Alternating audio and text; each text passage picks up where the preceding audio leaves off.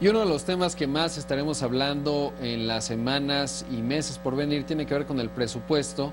Y para hablar de ello, me acompaña aquí en el estudio y le agradezco mucho a Pedro Carrión, socio de impuestos de PwC México. ¿Cómo estás? Hola Rodrigo, ¿cómo estás? Muchas gracias. Oye, pues hay 18,000 ángulos con respecto al presupuesto. Ya vimos que el jefe de gobierno de la Ciudad de México no estaba muy contento por los recortes que se le aplicaron, que el propio nuevo secretario de Hacienda, José Antonio Meade, establece que más recortes no serían posibles, ya en donde estamos 239,000 millones de pesos son suficientes. ¿Qué hay desde la óptica donde tú lo ves, Pedro? ¿Qué decir del presupuesto? Porque ustedes le ponen mucha atención, por supuesto, en materia fiscal, ¿no? ¿Cuáles son las consecuencias y cambios? Si a la parte de ingreso, pues no hay cambios que impliquen un mayor incremento a los ingresos por impuestos, por eso la necesidad de reducir el gasto corriente. Bueno, para por lo menos estar en un superávit pequeño, pero un superávit y evitar seguir endeudando, que fue uno de las cuestiones que... ¿Por qué es importante, cómo explicarle a las personas por qué es importante tener un superávit primario? ¿Qué es un superávit primario? Bueno, independientemente de que sea un superávit primario o secundario, creo que lo que ha venido sucediendo es un incremento en la deuda. Si uno no tiene suficientes ingresos, toma prestado para poder complementar el gasto, pero eso llega a un límite. Hay momentos en que hay que empezar a reducir los gastos para empezar a pagar la deuda o para disminuir.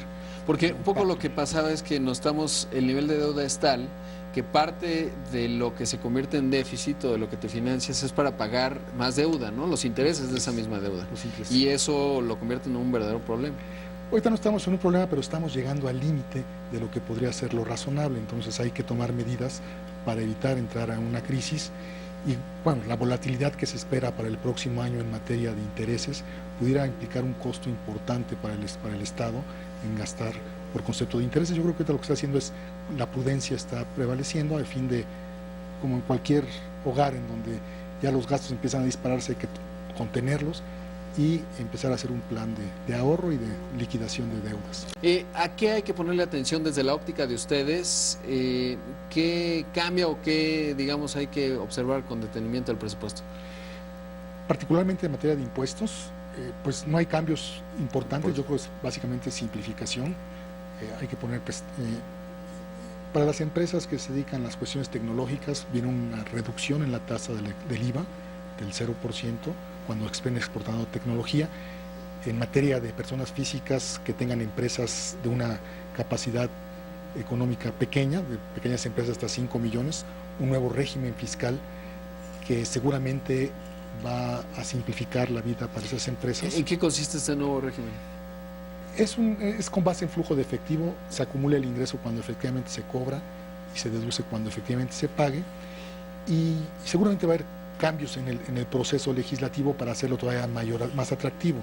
La idea es que esas empresas, por su poca capacidad, tanto financiera como administrativa, puedan estar viviendo en los primeros años, que son los años que más les cuesta vivir a las empresas, para ser similar al de una persona física, ¿no? Entonces, ese puede ser un buen estímulo. Ahora, hay algo también en investigación y desarrollo, pero me decías, ¿eso se mantiene? Lo que sucede es que antes la investigación y desarrollo era a través del presupuesto de egresos donde se daba el estímulo. Ahorita se retorna a un régimen que había hace algunos años, que es a través de una reducción en el impuesto de las personas morales, en donde pueden invertir en la investigación y el desarrollo. Que solo es en tecnología, ¿no? Porque uno puede invertir en investigación y desarrollo en servicios, por ejemplo, y no bueno, no está limitado a tecnología, okay. Hay que ver exactamente, bueno, pasas a un proceso de una comisión que te define si es o no procedente tu desarrollo tecnológico, pero no es nada más en informática, es cualquier tipo de tecnología que tuvieras que implicaba una mejora. Y coches eléctricos, ¿no? Que supongo que es realmente muy poco significativo, pero había ahí un estímulo para la instalación de equipos de alimentación eléctrica para... las estaciones sí. De alimentación eléctrica, que es para también invertir en eso, y eso implica un crédito en el impuesto sobre la renta de las personas que inviertan en estaciones. Ahora, ¿qué pensar de dos cosas? Una, que la perspectiva de crecimiento en cuanto a captación vía impuestos es 9.7%. ¿Es poco, mucho o sigue la trayectoria que veíamos después de la reforma fiscal? Yo creo que está contemplando el efecto que va a haber en la fiscalización, y casi un 10% en el incremento es importante, pero debe ser todo motivado no por un incremento a los impuestos, sino porque todos participen en el gasto público, que eso es... Ahora, ¿qué pasa con las gasolinas? Porque ahí creo que se adelanta el tema de la liberalización del precio de las gasolinas y eso permite que, pues como ocurre ya, se cobra impuestos especiales, ¿no?, a la importación de gasolina. Sí, desde el año pasado o antepasado viene el pago de la gasolina a través de cuotas. Entonces, un incremento o una reducción en los precios de las gasolinas no debiera de impactar la recaudación, y por eso fue la razón en que se liberaron los precios, pero eso no va a impactar en lo que esté recaudando el fisco.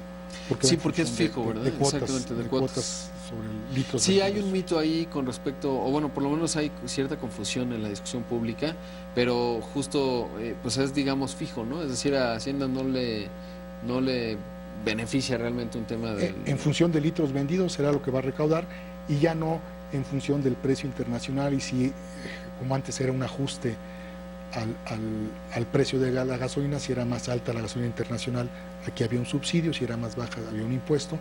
Eso se elimina y va a ser a través de cuotas fijas el pago. Ahora, preguntarte otro asunto importante: ¿qué pasa cuando se da un cambio como el que estamos viendo en el liderazgo del SAT? El cambio en un liderazgo modifica, digamos, el tono, porque las reglas ya están dadas, ¿no? Pero supongo que tú, que llevas mucho tiempo en esto, ¿cambia el énfasis en la agresividad, se vuelve más relajado, o no importa y es institucional? Yo creo que es institucional. Si acaso habrá algún detalle personal de la persona que tiene interés en que algo se vea más fiscalizado, pero ya será el aspecto personal de cada quien, la forma que tiene de dirigir alguna institución. Pero pues el SAT es institucional y entonces tiene programas ya preestablecidos que... pues el hecho de que cambie a la persona no modifica en sí los programas. Yo creo que lo que hizo el jefe del SAT fue muy importante. Deja ya planchado prácticamente lo que es las revisiones electrónicas, que eso es lo que va a empezar vamos a empezar a vivir en este año y en el siguiente. Y por ese lado parece que quedó bastante planchado. Estas revisiones electrónicas son los reportes, digamos, ya cada mes con mes, en donde se va haciendo, pues, conectando, digamos, toda la información. Esa es la contabilidad electrónica. Luego, la siguiente etapa es que la Hacienda fiscalice a través de verificar la información que uno presenta con las facturas que recibe de los demás proveedores, y hacer una revisión electrónica y fiscalizar a los contribuyentes de una manera más eficiente. Que teóricamente esto hace más fácil en la declaración del próximo año para las personas físicas, por ejemplo, porque ya puede venir prellenada, ¿no? Te dice, esto es lo que nosotros calculamos, si estás de acuerdo, di que sí, si no estás de acuerdo, entonces presenta tu declaración. Exactamente. Y lo hará más fácil. Fue medio doloroso, ¿no?, todo este proceso para muchos. Bueno, yo al menos percibía de los empresarios cierto, diciendo, es muy complicado, no acaba de funcionar, etcétera. Sí, fue como siempre, cuando empieza uno a hacer algo nuevo, cuesta trabajo establecer los sistemas para poder hacer el cumplimiento.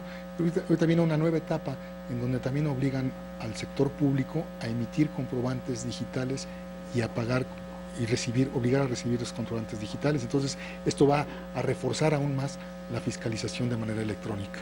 Pues ya lo estaremos viendo y hablando. Gracias, Pedro, por estar aquí. Gracias, Rodrigo. Te invitamos a seguir cuestionando la información con los siguientes videos.